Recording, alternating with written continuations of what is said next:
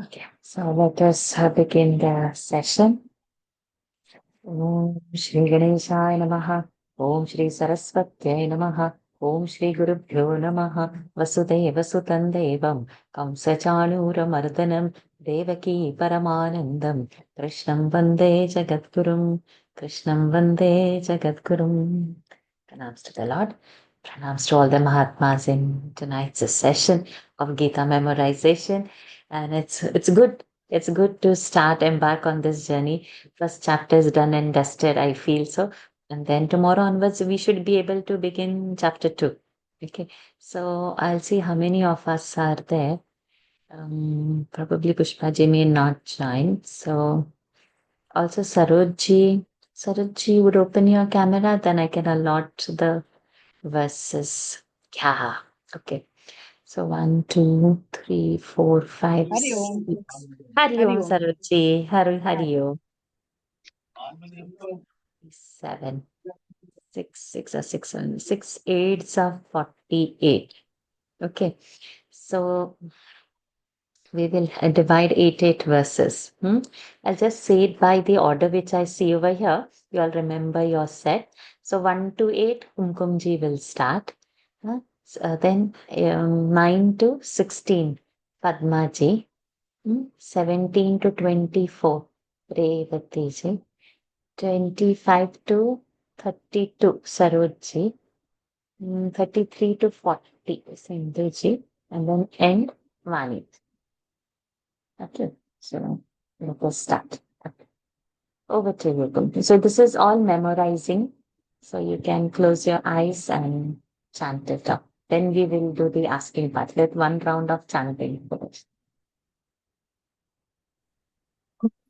श्रीपरमात्मने नमः।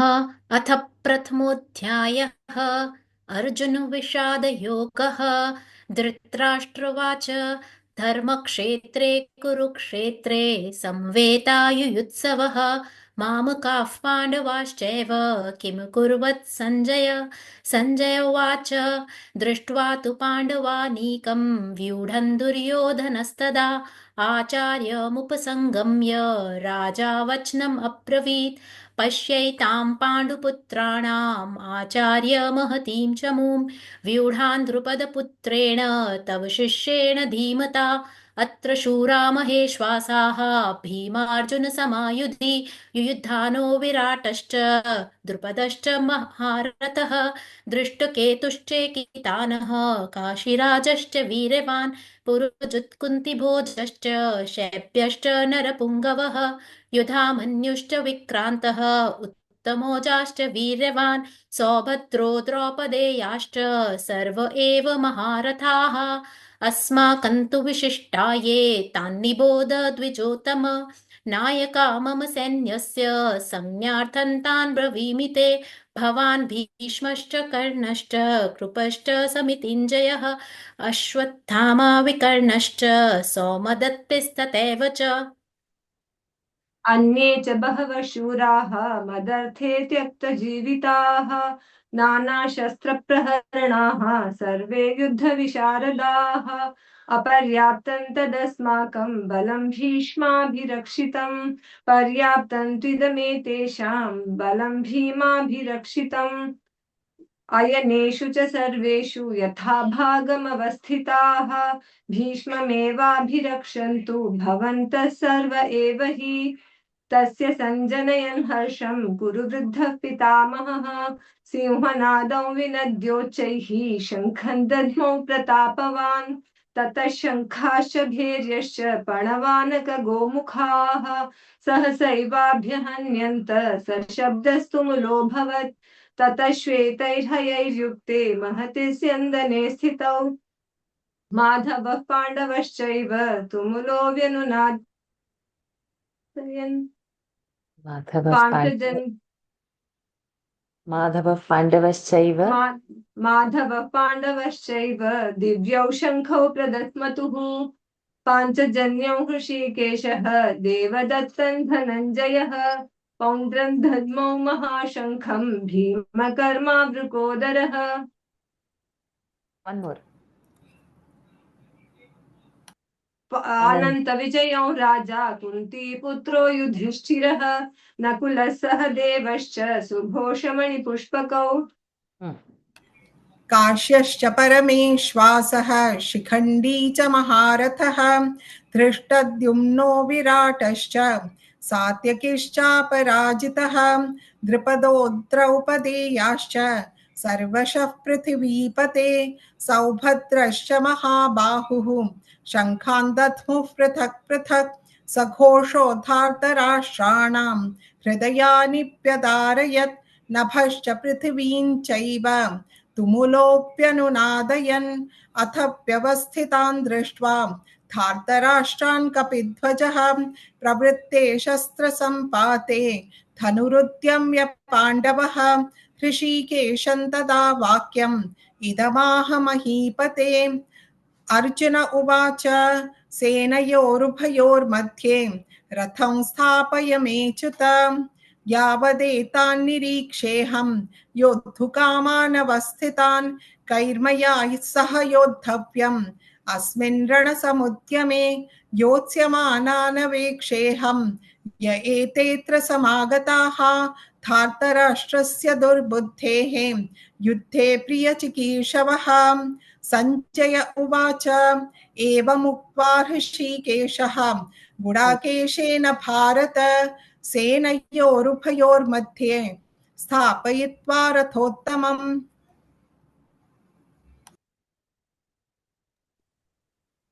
भीष्मद्रोण प्रमुखतः सर्वेषां च महीक्षिताम् उवाच पार्थ पश्यैतान् समवेतान् कुरूनिति तत्रापश्यत् स्थितान् पार्थः पितॄनथ पितामहान् आचार्यान् मातुलान् भ्रातॄन् पुत्रान् पौत्रान् सख्युंस्तथा श्वशुरान् सुहृदश्चैव सेनयोरुभयोरपि तान् समीक्ष्य स कौन्तेयः सर्वान् बन्धूनवस्थितान् कृपया परयाविष्टः विषीदन्निदमब्रवीत् अर्जुन उवाच दृष्ट्वेमं स्वजनं कृष्णं युयुत्सुं समुपस्थितम् अर्जुन उवाच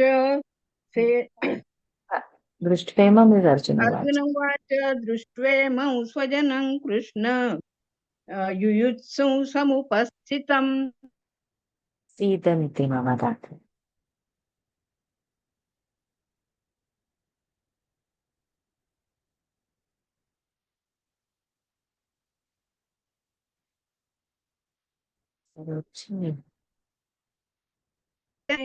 न च शक्नोम्यवस्थितुं भ्रतीव च मे मनः निमित्तानि च पश्यामि विपरीतानि केशव न च श्रेयोनुपश्यामि हत्वा स्वजनमाहवे one more न काङ्क्षे न काङ्क्षे विजयं कृष्ण न च राज्यं सुखानि च किन्नो राज्येन गोविन्द किं भोगैर्जीवितेन वा येषामर्थे काङ्क्षितन्नः राज्यं भोगा सुखानि च त इमेव स्थिता युद्धे प्राणांस् त्यक्त्वा धनानि च आचार्याः पितरः पुत्राः श्याला तथैव च पितामहाः आचार्य मातुला मातुला श्वशुराः पौत्राः श्याला सम्बन्धिनस्तथा एतान्न हन्तुमिच्छामि घ्नतोऽपि मधुसूदन अपि त्रैलोक्यराज्यस्य हेतोः किन्नु मही कृते निहत्य धार्तराष्ट्रान्नः का प्रीतिः स्याज्जनार्दन पापमेवाश्रयेदस्मान् हत्वैतानाततायिनः तस्मान्नार्हा वयं हन्तुं धार्तराष्ट्रान् स्वबान्धवान् स्वजनौ हि कथं हत्वा सुखिनः स्याम माधव यद्यप्येतेन पश्यन्ति लोभोपहत चेतसः कुलक्षयकृतं दोषं मित्रद्रोहे च पातकम् कथन्न ज्ञेयमस्माभिः पापादस्मान्निवर्तितुम् कुलक्षयकृतं दोषं प्रपश्यद्भिर्जनार्दन कुलक्षये प्रणश्यन्ति कुलधर्माः सनातनाः धर्मे नष्टे कुलं कृत्स्नम् अधर्मोऽभिभवत्युत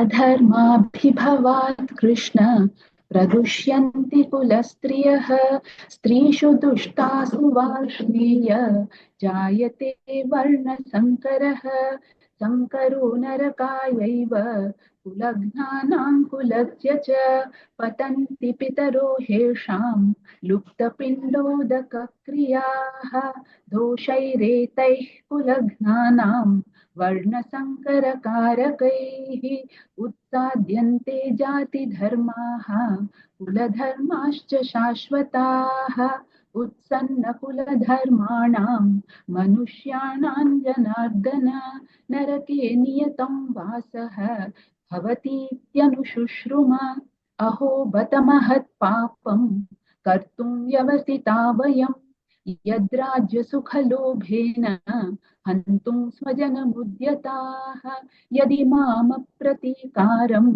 अशस्त्रं शस्त्रपाणयः धार्तराष्ट्रारणे हन्युः तन्मे क्षेमतरं भवेत् सञ्जय उवाच एवमुक्त्वार्जुनः संख्ये रथोपस्थ उपाविशत् विसृज्य सशरं चापं शोकसंविघ्नमानसः ॐ तत्सत् इति श्रीमद्भगवद्गीतासु उपनिषत्सु ब्रह्मविद्यायां योगशास्त्रे श्रीकृष्णार्जुनसंवादे अर्जुनविषादयोगो नाम प्रथमोऽध्यायः हरिः ओम् श्रीगुरुभ्यो नमः हरिः ओम् श्रीकृष्णार्पणमस्तु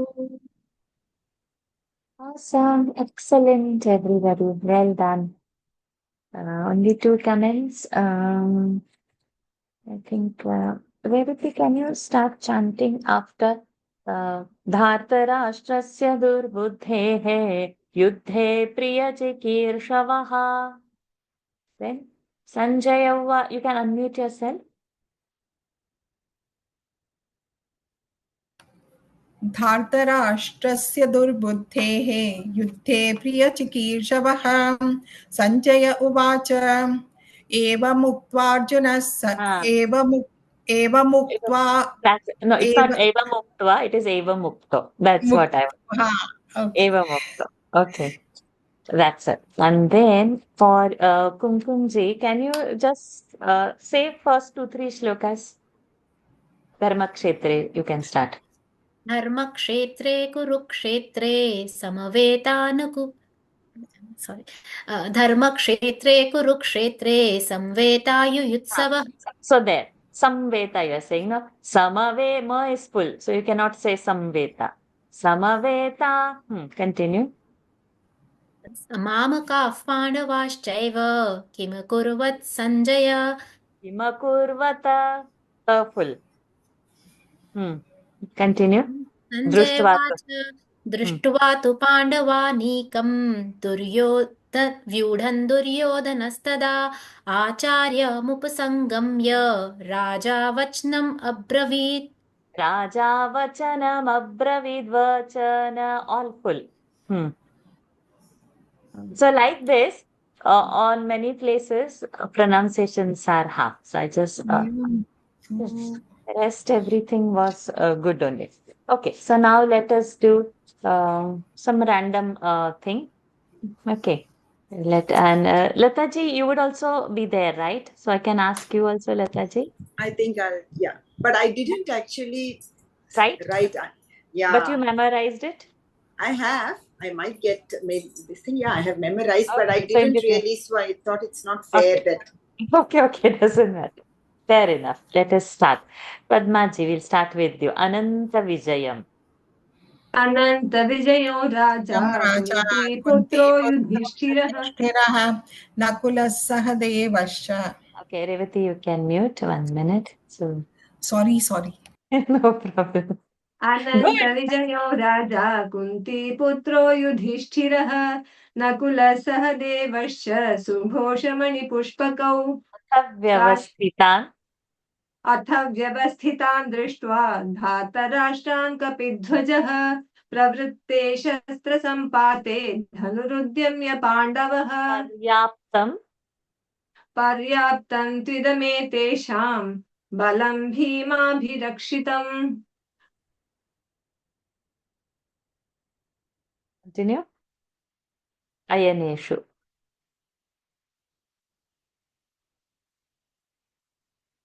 I think Padmaji we have lost. आदौ विनद्योच्चैः शङ्खं दद्मो प्रतापवान् ततः शङ्खाशभेद्यश्च पणवान् दद्मौ. शङ्खं दद्मो प्रतापवान् पौण्ड्रन् दद्मौ. पौण्ड्रं दद्मो प्रतापवान् No. पौण्ड्रन् दद्मौ. पौण्ड्रन् दद्मौ. प्रतापवान् महाशङ्खम्. महाशङ्खं भीमकर्मावृकोदरः अनन्तविजयो राजा कुन्तीपुत्रो ऋषिकेशं तदा वाक्यम्. ऋषिकेशं तदा वाक्यम् इदमाह महीपते अर्जुन उवाच दृष्ट्वेमौ स्वजनं Krishna Continue from there. Kumkumji, continue from there. ऋषिकेशं तदा वाक्यम् इदमाह महीपते अर्जुन उवाच सेनयोरुभयोर्मध्ये Padmaji, it starts with Senayorubhayor. I think you said Drishtvi or something. Continue. Kumkumji. Arjuna उवाच सेनयोरुभयोर्मध्ये Ubhayor no. So now I know why the kids picked this. So Senayorubhayor madhye. Nada Neera, they are chanting very well. Say. So what's the mistake? Senayorubhayor madhye. सेनयोरुभयोर्मध्ये Rubhayor, it is happening. No, so it's not Rubhayor. Rubhayor, Ru is short. Ubhayor. Senayoho, Ubhayoho. Senayorubhayor. सेनयोरुभयोर्मध्ये रथं स्थापयमेच्युत यावदेतानिरीक्षेऽहं योद्धुं Niriksheham. Re is dirgha. Yavadeta niriksheham. यावदेतानिरीक्षेऽहं युद्धकामानवस्थितान् केर्मया Svashuran. Svashuran surudaschaiva. श्वशुरान् सुहृदश्चैव Senayor. सेनयोरुभयोर् Correct. Senayorubhayorapi. तान् समीक्षस्य कौन्तेयः Samikshasa kaunteyah. Dirgha. तान् समीक्षस्य कौन्तेयः सर्वान् बन्धूनवस्थितान् Tasmannarha. तस्मान्नार्हा वयं हन्तुं धार्तराष्ट्रान् कपिध्वजः Dhartarashtra. Swabandhavan. स्वबान्धवान् तस्मान्नार्हा वयं हन्तुं धार्तराष्ट्रान् स्वबान्धवान् Vajanam. स्वजनौ हि कथं sorry Correct. Okay. Swajanam hi katham hatva. सुखिनः स्याम Madhava Good. Continue. तस्मान् okay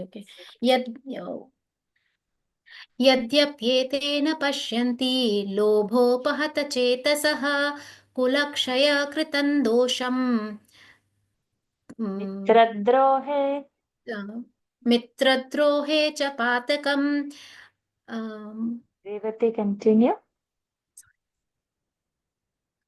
You can unmute. Unmute.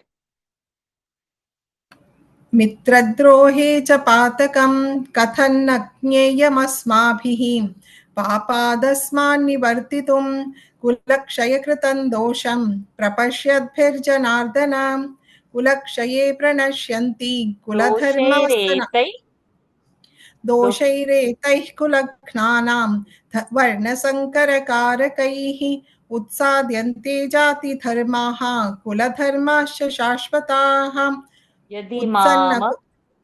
यदि मामप्रतीकारम् अशस्त्रं शस्त्रपाणयः धार्तराष्ट्रारणे हन्युः तन्मे क्षेमतरं भवेत्।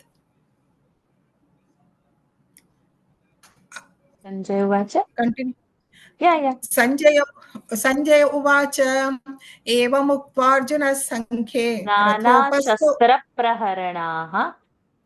नानाशस्त्रप्रहरणाः सर्वे युद्धविशारदाः अपर्याप्तं तदस्माकं बलं भीष्माभिरक्षितं पर्याप्तं द्विदमे दृष्टद्युम्नो विराटश्च सात्यकिश्चापराजितः द्रुपदो द्रौपदेयाश्च सर्वशः पृथिवीपते सौभद्रश्च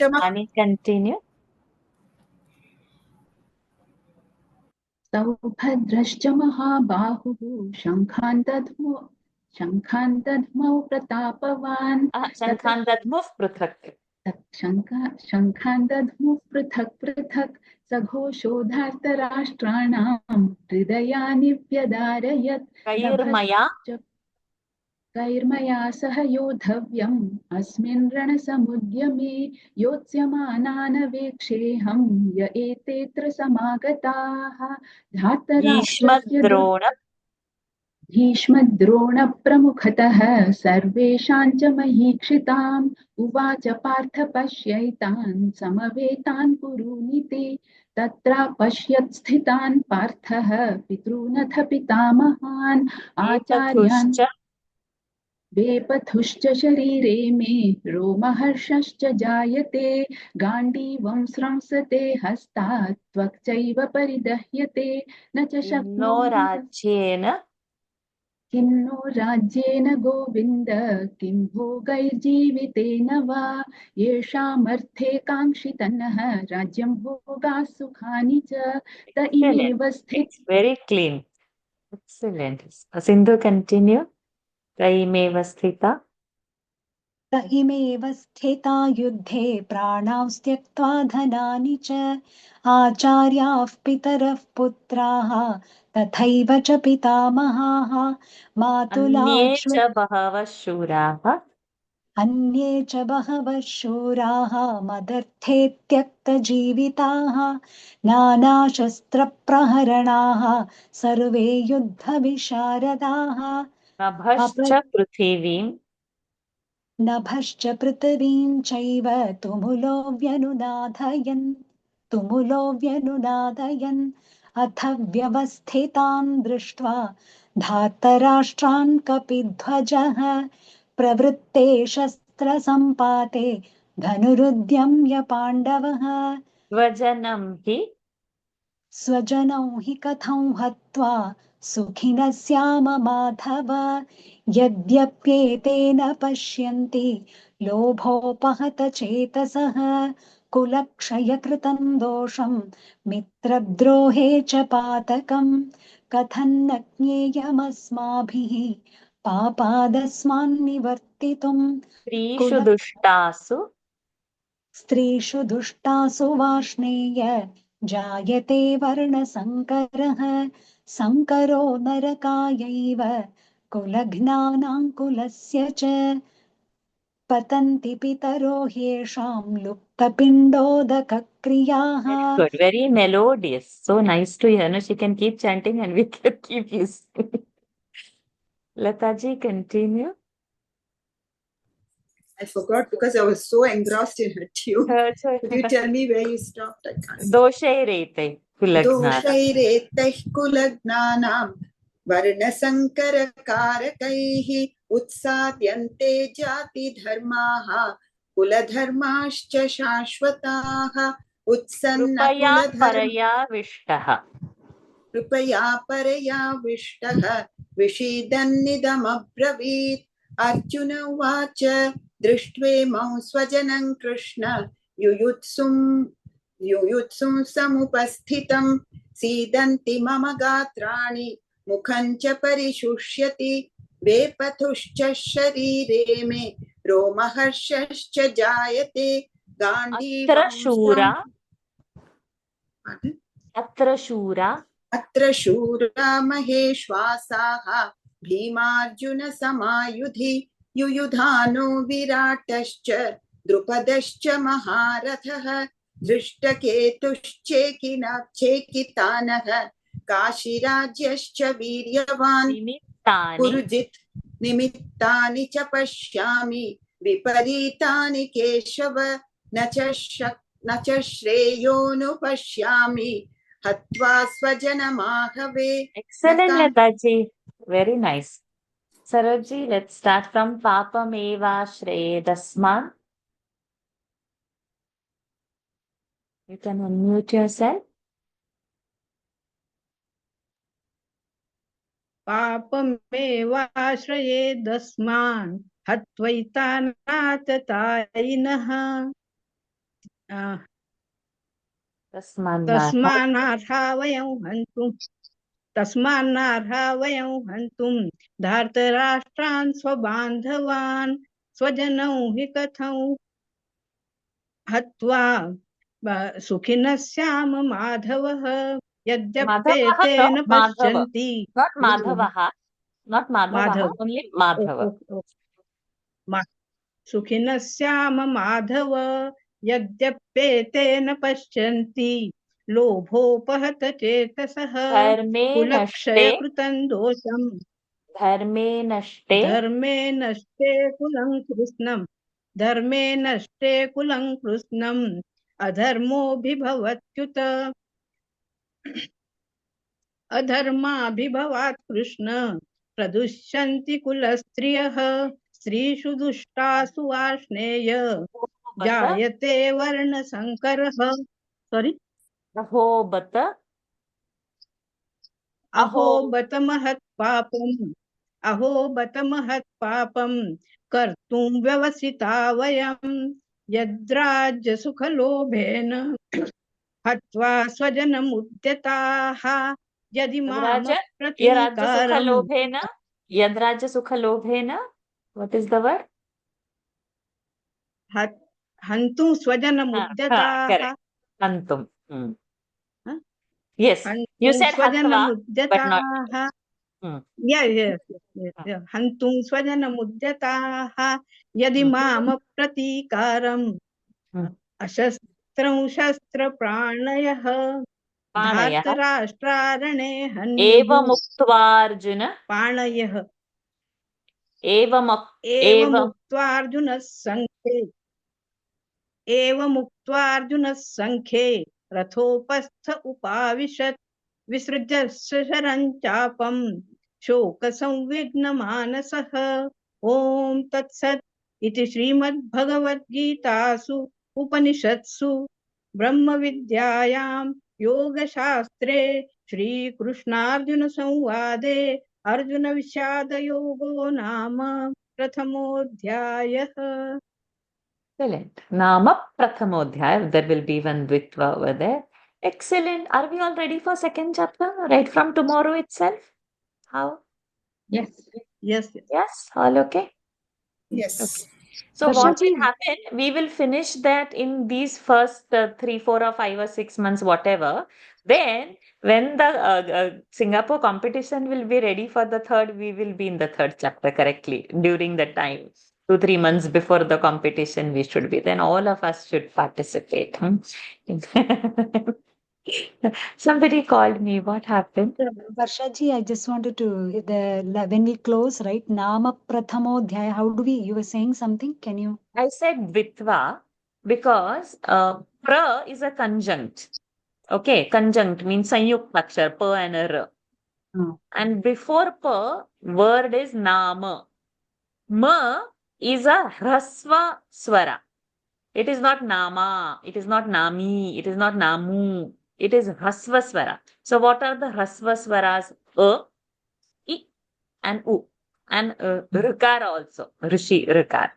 So these are only 4 short sounds. So whenever a short sound will come before a conjunct, a Sanyuktakshara, the short sound will have an extra pressure, which will include a half sound of the next alphabet. So now next alphabet is pra. So in the ma, there will be half sound of pa. So nama prathama, one ip sound has to come. So that extra pressure on a Hrasva sound before a conjunct is called Dvitva, because we take the extra pronunciation. So let's say if it was kra, then it will be namakra, krama, whatever. Namakra. Let's say if it was dvi, then namadvi. So the will come, a ka will come, or a pra will come, depending upon that conjunct. What is that sound of that conjunct? That half sound is included into the previous Hrasva sound. But suppose it was nami, when dirgha or a ki matra was there, then dvitva will not happen. On a Hrasva swara, dvitva happens when there is a next conjunct. So nama prathamodhyaya. But in when we start a third chapter, third so athat tritiya, there is Tritiya will not happen. Because tr is not a conjunct. That r is a swara. R swara. It is not a vyanjana. So suppose if it was 3, not tr, let's say 3, Triti or 3, like ta and a r, in that sense 3, like Trishula's 3, then athat 3 it will happen. But it is not 3, it is not ta and a r. It is rikara, ta and a rikara. A, I, u, r. That rikara is there, it is a swara, and that is not a conjunct. Hence, we are not doing a dvitva over there. Okay. But in Trayodasha Adhyaya, Trayodasha, tra is a conjunct. Ta and a r, both are vyanjanas. So that is a Sanyuktakshara. So over there, Athat Trayodasha Adhyayaha, it has to happen. Athat Dvadasha Dva is a conjunct. Clear? So I think tomorrow itself we can begin with second chapter. And I will ask in the other kids group, if the parents want to join for second chapter, we might add on people over here, because some of the category 6 parents wanted to complete the chapter. They have memorized 45 verses for the competition. So then they can join in. So they only don't know the system that we have to write also over here. But that helps. So let it be.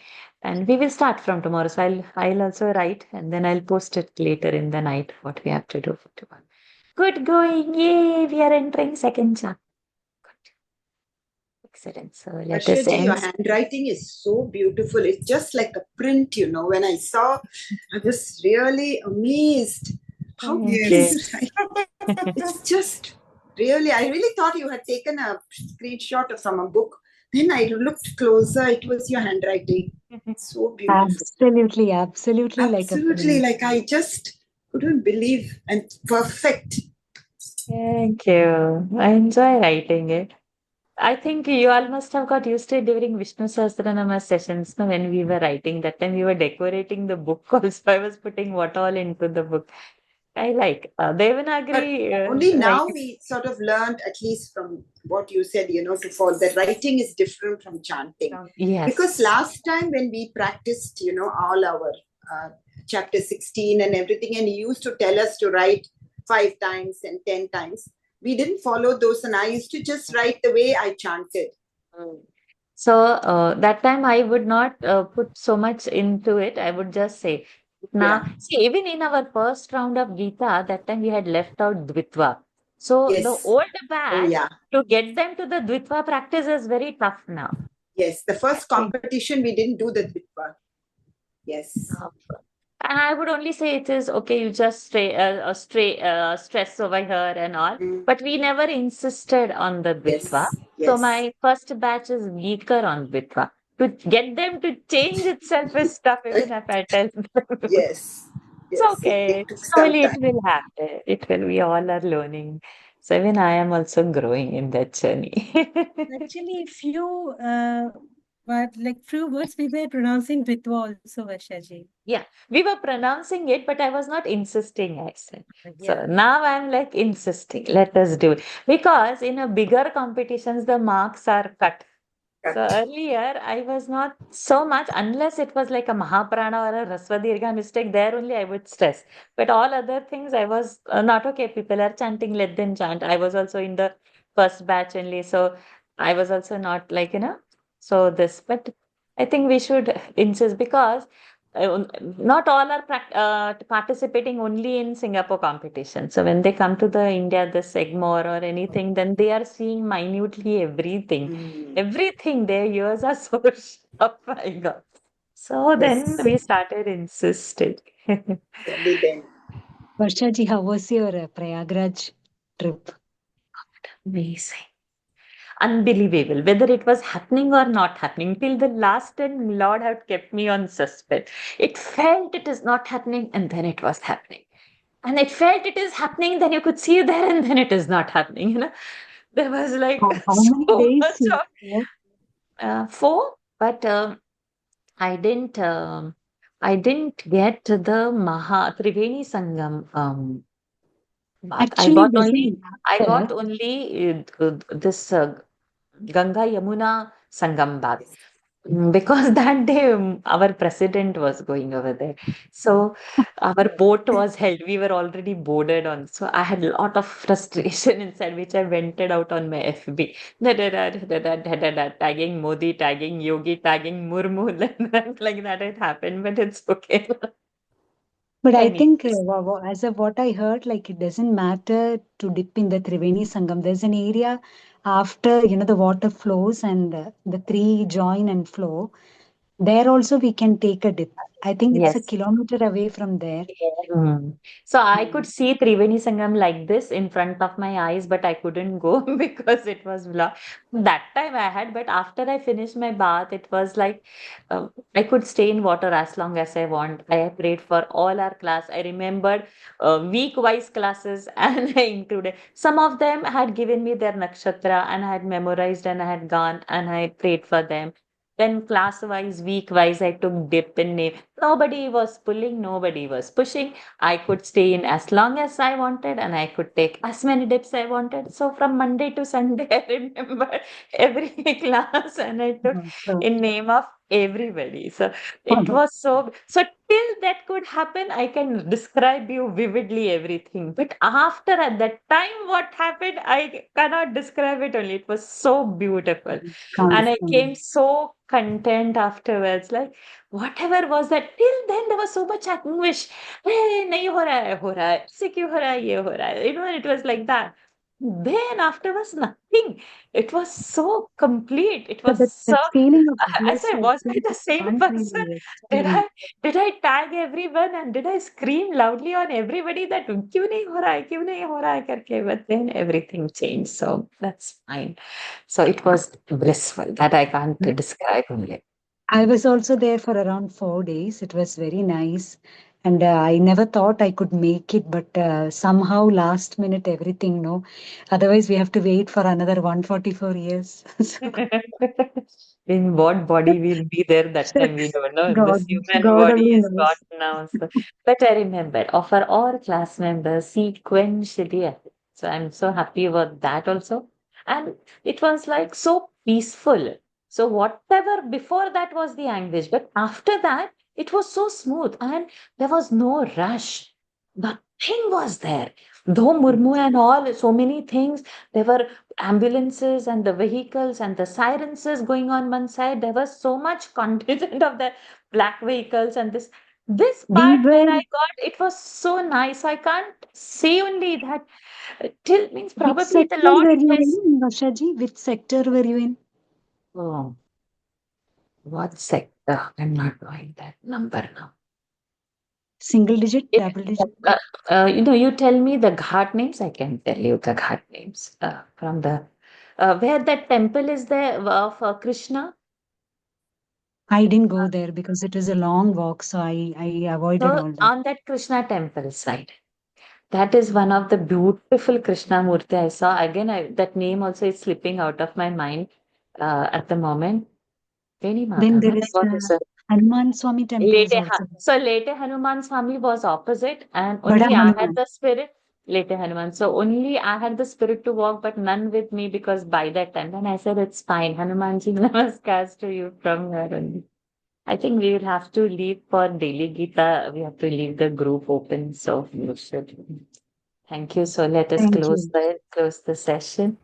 Om Thank you so much. Purnamada Purnamidam Purnat Purnamudachyate Purnasya Purnamadaya Purnamevavashishyate Om Shanti Shanti Shanti Harihi Om Shri Gurubhyo Namaha Harihi Om Shri Krishnarpanamastu.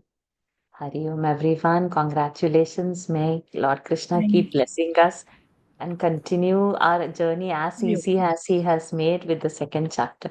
Second chapter, I'll put in the group. We are going to divide in two parts, 36 and 36 verses. So first we'll complete 36, then only we will start the next 36. Let this be. Otherwise, that first chapter will slip on. So every day we should chant the first chapter once at least, and then take a task of only 36.